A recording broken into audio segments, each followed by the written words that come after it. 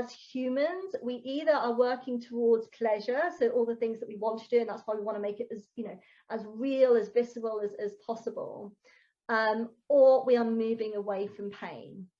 And our unconscious mind is trying to keep us safe. You know, a lot of people now, we know this, it's trying to keep us safe.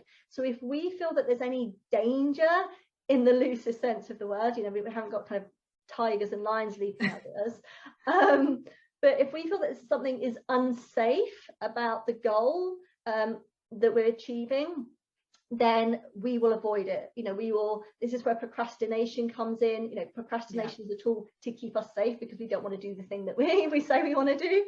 You know, we can self-sabotage in other ways, we don't achieve it, which is why then focus on the third step. And this is where people often don't kind of look at. This is the kind of the gap that people don't explore. We tend to look at, why do we want it, and kind of go forward from there. And again, this is because if we focus on the pain point, what we want to do is we want to look at, again, three things. The first is, why don't we want to do the tasks? Okay, now we might think, well, of course I want to do some of it, but let's put it in the context of fitness, because it's an easier kind of analogy. So we've set this fitness goal, and we then look at what do we need to do in terms of the task or activities to get there.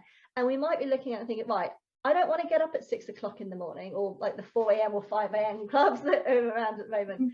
I don't want to be out in the rain. I don't like running. I don't want people to see me in my fitness gear. Whatever it is, we want to know what it is, because then we can choose what we're going to do. So some of it is perhaps going to need to be like motivation, sucking it up, accountability to get us out the door. Some of it might be changing the activities or changing our approach. You know, some flexibility there.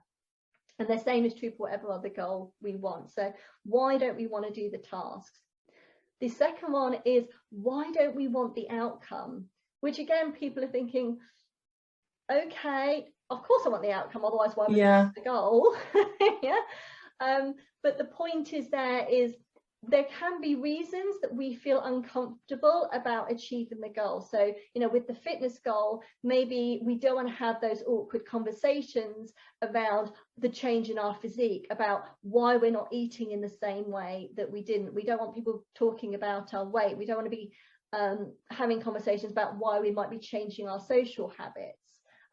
Perhaps we're concerned that people they're going to be unkind to us because, you know, they you know, in the loosest sense, are jealous, or envious rather is the word there, about some of the changes we make.